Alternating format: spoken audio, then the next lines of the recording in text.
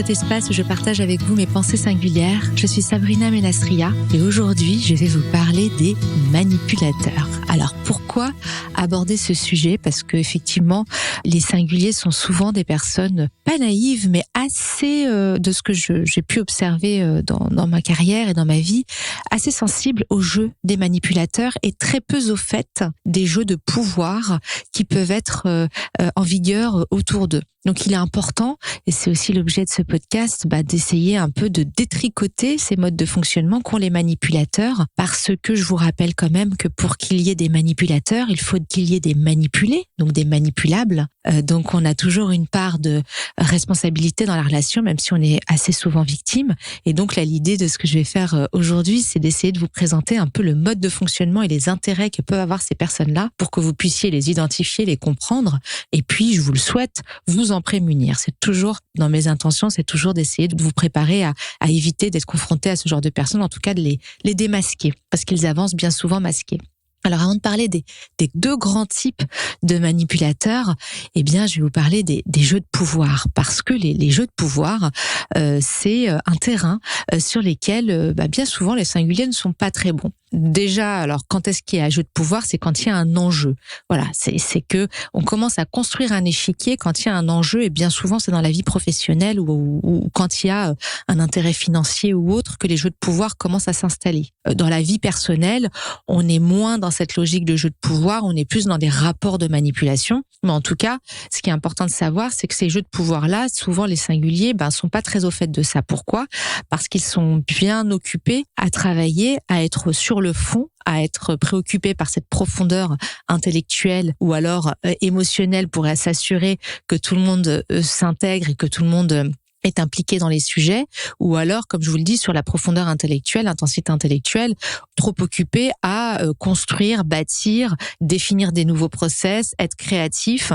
Et en fait, assez souvent, et ça je l'ai déjà évoqué dans un podcast précédent, le singulier pense que parce qu'il travaille bien, parce qu'il a fait du super bon travail, ça suffit. Eh bien non, puisque vous avez d'autres types de personnes qui, elles, ont bien en tête de conserver leur pouvoir, en tout cas de prendre leur pouvoir, et qui voient bien les enjeux. C'est-à-dire que bien souvent, le singulier, il est occupé à la tâche, même s'il est créatif, qui prend de la hauteur, etc. Il est orienté objet-sujet, et très peu sur vraiment quels sont les enjeux, qu'est-ce que suscite ce travail-là autour de moi. Et ça, c'est vraiment le point sur lequel, bien souvent, le singulier pêche. Et moi, c'est ce que j'observe assez fréquemment. Et je vous invite à écouter le podcast L'art périlleux de faire bouger les lignes en entreprise, qui étaye un peu ce que je vais vous dire. Mais là, je vais juste m'attarder sur un point, c'est cette fameuse prise de hauteur que quand vous êtes occupé à faire une tâche, à dérouler une tâche, il y a des gens qui sont occupés à la récupérer, à la promouvoir à votre place. Si vous ne vous occupez pas de votre communication, de votre marketing, de qui vous gênez, de qui a intérêt, vous pouvez être très vite déshabillé de ce que vous faites. Et ça, c'est important que vous l'ayez en tête, c'est que tout ce que vous faites quand vous faites bouger les lignes va avoir un impact. Et va avoir un impact émotionnel et un impact sur les personnes qui veulent garder le pouvoir. Et souvent, les singuliers s'en rendent pas forcément compte, trop passionnés, trop impliqués à la tâche et pensant que comme c'est pour le bien, en tout cas c'est intéressant pour l'organisation, ou même parfois ça peut être des jeux d'héritage ou des sujets à enjeu, j'insiste bien sur l'enjeu, il y a quelque chose qui est en jeu, donc quelque chose à obtenir, voilà. Et c'est dans ces moments-là où, quand il y a ça qui est sur le tapis, vous allez avoir des comportements humains que vous ne pouvez pas imaginer ou pas anticiper. Et donc, moi, le conseil sur les jeux de pouvoir, c'est d'avoir en tête qu'à chaque fois que vous avez une action profonde sur un sujet à enjeu, il faut impérativement prendre de la hauteur, faire cette analyse de qui ça va déranger et qui a intérêt à récupérer et qui a intérêt peut-être à vous déshabiller. Et comme le singulier n'est pas au fait de ça, donc ne se protège pas, et bien souvent, il arrive fréquemment que ce soit quelqu'un d'autre qui récupère les lauriers. Je vous rappelle l'histoire de Tesla et d'Edison. Tesla est un génie absolu qui a fait des découvertes incroyables dans le domaine de l'électricité et de l'énergie. Et Edison était un marketeur absolument brillant et il a réussi à récupérer tout le savoir et tout le travail de Tesla. Alors, il était aussi techniquement bon, Mais Tesla, je vous rappelle, a fini sa vie dans la pauvreté, à avoir déposé beaucoup de brevets et n'avoir jamais travaillé, lui, sur sa promotion, etc. Donc, Tesla, c'est un personnage à part, mais c'est ce jeu, en fait, toujours de quand vous faites un travail ou quand vous êtes impliqué dans une tâche, pensez toujours dans ces jeux de pouvoir que quelqu'un va voir ce que vous faites et va vouloir le récupérer. Charge à vous de vous assurer que vous avez pris de la hauteur, que vous avez regardé l'échiquier et que vous avez identifié les types de personnes qui étaient susceptibles de faire ça. Bien sûr, c'est pas tout le monde, mais en entreprise, vous allez toujours avoir quelqu'un que ça va déranger, qui n'est pas capable de faire ce que vous faites, mais qui sera bien heureux de récupérer le résultat. CF, Tesla, Edison. Donc, soyez vigilants là-dessus. Et donc, pour ça, justement, pour un petit peu voir dans ces jeux de pouvoir, c'est de voir quel type de personnes, en fait, il faut détecter et qui sont susceptibles, parce que bien heureusement, tout le monde n'est pas comme ça. Mais en tout cas, le peu qui le sont, manipulateurs, il faut pouvoir être vigilant et savoir les identifier et savoir les pister pour ne pas les laisser vous voler ou en tout cas vous nuire. Voilà, c'est vraiment ça l'idée. Donc, les deux grands types de manipulation qui existent, alors il y en a plusieurs, mais je dirais de manière très simple, il y a les personnes qui vont avoir sur une volonté de contrôle et de domination, et vous avez d'autres types de personnes qui vont chercher à travers la manipulation à être aimées. La manipulation, qu'est-ce que c'est, je vous le rappelle, c'est d'essayer d'obtenir quelque chose de l'autre en cachant ses intentions. Parfois, c'est fait de manière inconsciente. Mais en tout cas, on n'y va pas directement parce que quand on affirme, par exemple, si je dis, voilà, c'est comme ça, tu fais ça, c'est pas de la manipulation, c'est de l'autoritarisme, c'est énervant. Il y a des personnes qui sont très contrôlantes, qui affirment leur volonté de contrôle de manière très transparente. Ce ne sont pas des manipulateurs, ce sont des gens qui disent les choses qu'ils veulent obtenir. Et voilà, ils ont une tendance un peu à la domination, certes, au fait de contrôler, certes, mais ils ne manipulent pas.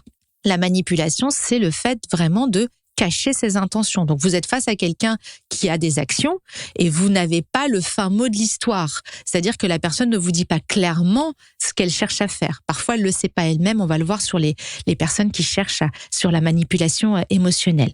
Mais en tout cas, cette volonté de contrôle, alors on a beaucoup entendu parler des pervers narcissiques, c'est devenu un mot à la mode. Bon, pervers narcissique, ce qu'on veut, bref.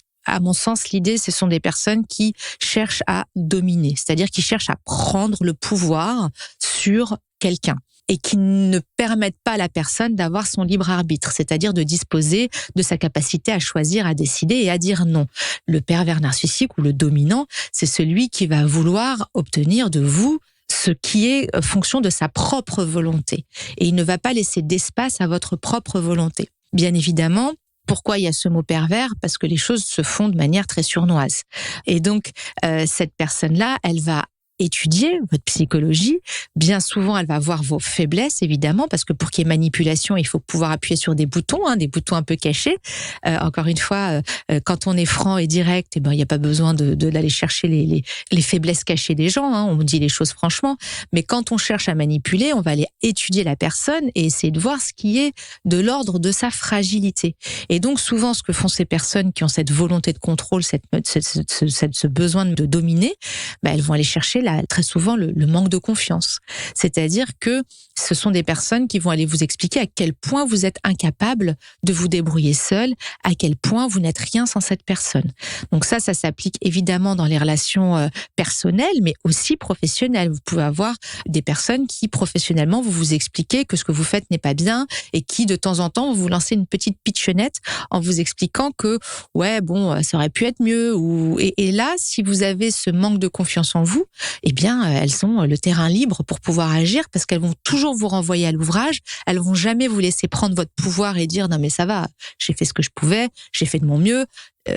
Ok, j'ai pas besoin à chaque fois de qu'on m'explique que c'est pas bien. Et en plus, dans ces personnes-là, ce qu'elles font, c'est qu'elles vous soufflent le chaud et le froid. C'est-à-dire qu'elles sont pas totalement folles, elles veulent pas totalement vous perdre. Donc elles vont vous dire c'est bien, et puis après, à un moment donné, elles vont vous faire chuter dans un c'est pas bien, mais qui va être relevé par un tu vas y arriver. Donc en fait, c'est tout un travail psychologique très sournois, avec une volonté de prendre le pouvoir. Et là, c'est très fréquent chez les personnes singulières, plutôt les dominantes émotionnelles, plutôt ce qu'on appelle les hauts potentiels émotionnels, parce qu'à cause de cette sensibilité et de cette empathie exacerbée, eh bien souvent, ce sont des personnes qui manquent de confiance en elles, qui ont du mal un peu à s'ancrer et à rationaliser les choses. Et comme les dominants sont très rationnels, très carrés, très cartésiens bien souvent, eh bien elles vont se dire moi j'ai pas cette partie-là, lui ou elle là, donc je vais me mettre à son service ou je vais écouter parce que là je sens que c'est un domaine sur lequel moi je suis fragile et moi je ne suis pas en capacité d'être au niveau de la personne. Dieu merci, vous n'êtes pas un dominant ou une dominante, ça c'est rassurant, mais en tout cas sachez que ces personnes-là, elles voient ça chez vous et donc elles en profitent et donc elles vous tiennent dans une relation de dépendance avec elles où vous êtes toujours en train de donner pour essayer de faire de votre mieux pour que la personne soit contente parce qu'elle vous souffle le chaud et le froid et elle sait qu'elle vous a à sa botte, à sa disposition pour pouvoir appliquer son contrôle et surtout faire fi de votre libre arbitre. Et attention à un point qui est aussi important, c'est qu'en fait, très souvent, ce sont des personnes qui utilisent la visualisation pour vous manipuler. C'est-à-dire que vous savez qu'en tant que singulier, vous avez une intensité créative, donc vous aimez imaginer, vous aimez voir et concevoir des choses.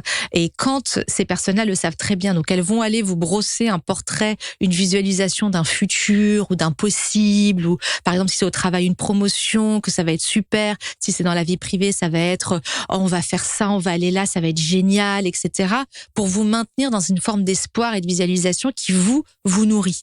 Sachant que évidemment ces personnes-là, elles finissent toujours par se trahir. Donc généralement les promesses elles sont pas tenues. Ces visualisations-là, c'est juste pour vous tenir en haleine parce qu'elles ont vu que vous étiez quelqu'un qui aimait imaginer et être emporté dans des histoires très belles ou des espoirs aussi.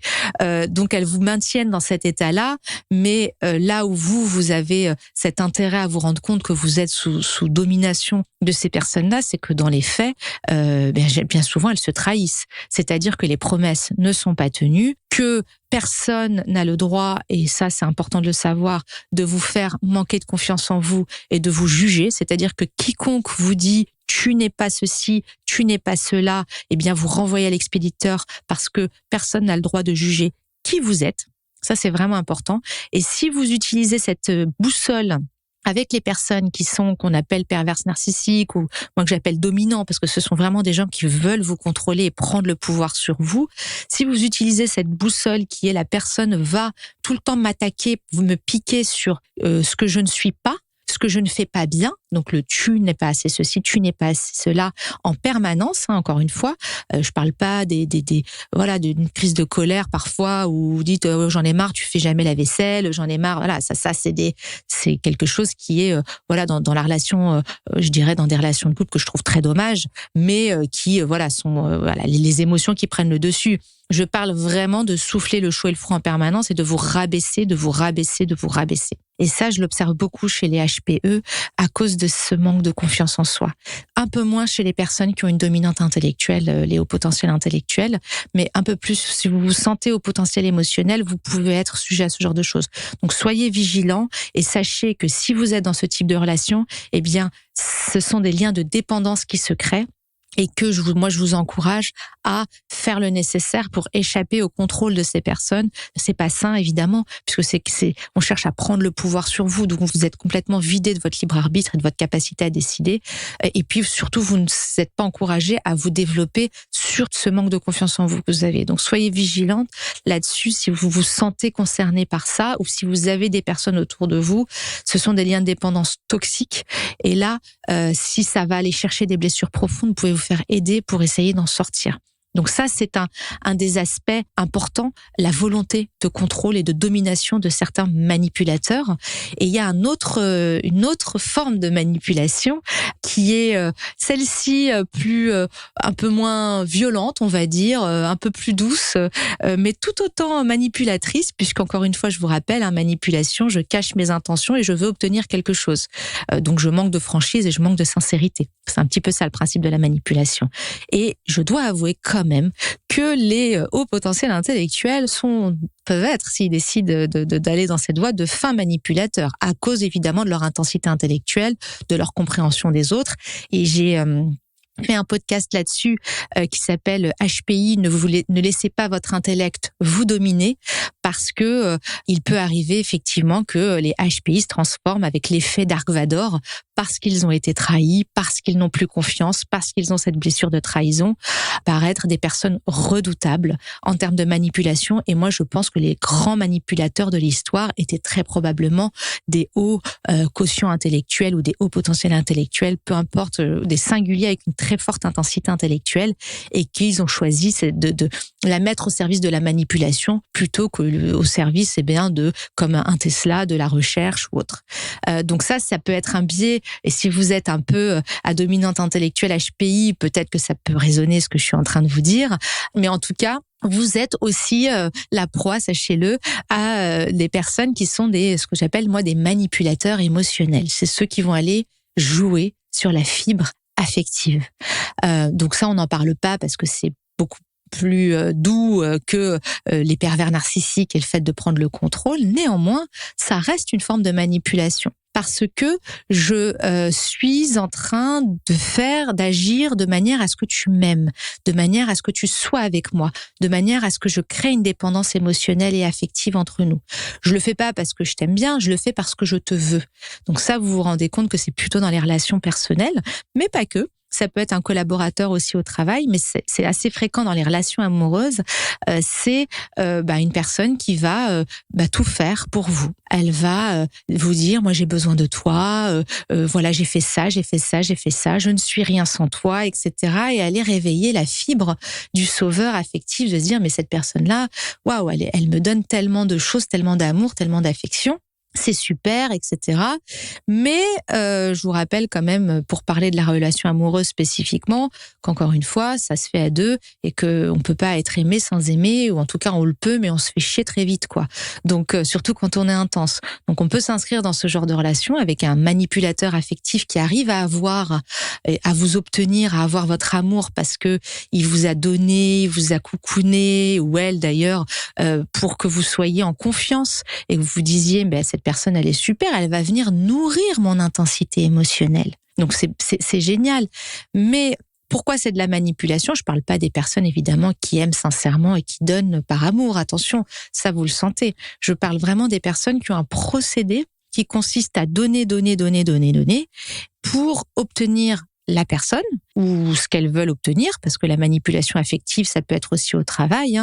Tiens, j'ai fait ça, tu sais, moi, j'ai besoin de telle chose parce que c'est compliqué pour moi. Et là, on crée une relation émotionnelle avec la personne pour obtenir des choses, augmentation, des faveurs, voilà, ça peut être ça aussi. Qu'est-ce qui fait que c'est de la manipulation ? C'est que la personne, à un moment donné, elle vous présente la facture. Voilà, c'est ça la différence. C'est-à-dire que quelqu'un qui est spontané dans sa façon d'aimer, dans sa façon d'être, etc., et qui va vous donner tout ça, c'est une personne qui ne va jamais vous réclamer quoi que ce soit, parce qu'elle va être elle donnera sans compter.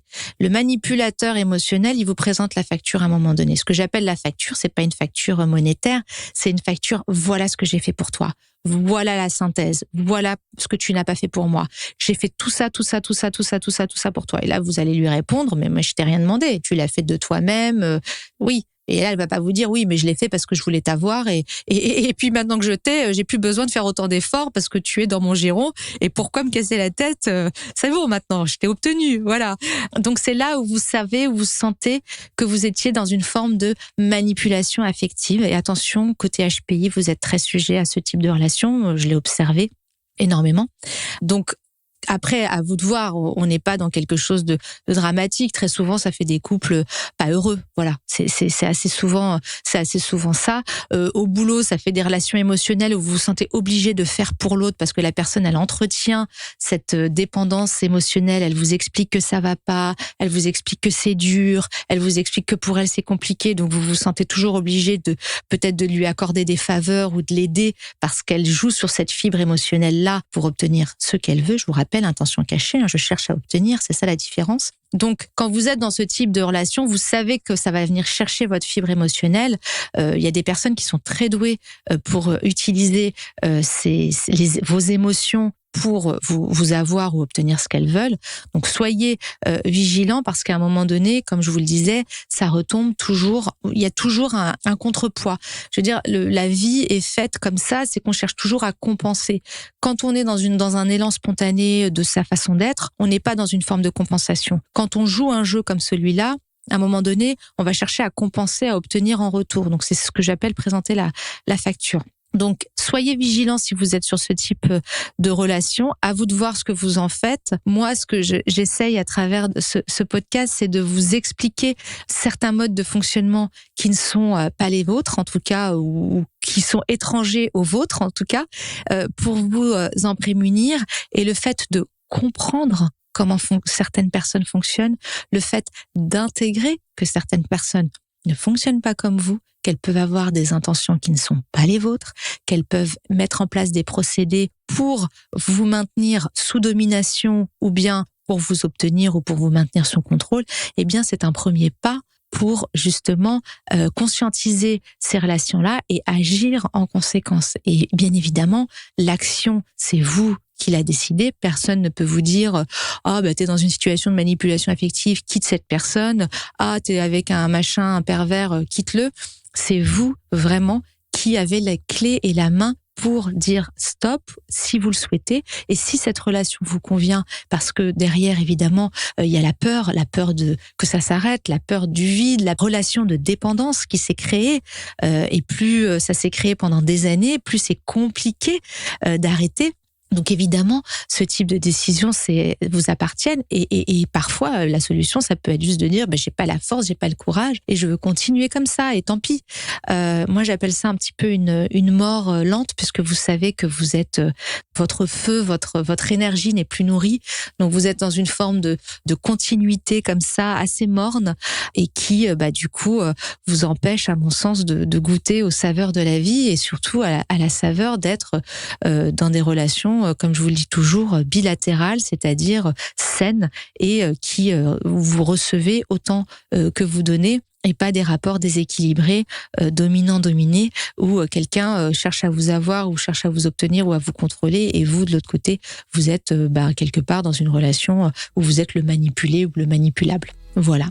Donc je vous laisse évidemment votre libre arbitre, c'est je pense la chose la plus précieuse qu'on ait à notre disposition et j'espère que ces quelques mots vous auront apporté des éclairages. N'oubliez pas que la psyché humaine n'est pas une science exacte, que chaque individu est unique. Donc ne gardez que ce qui fait sens pour vous. À bientôt pour de nouvelles pensées singulières.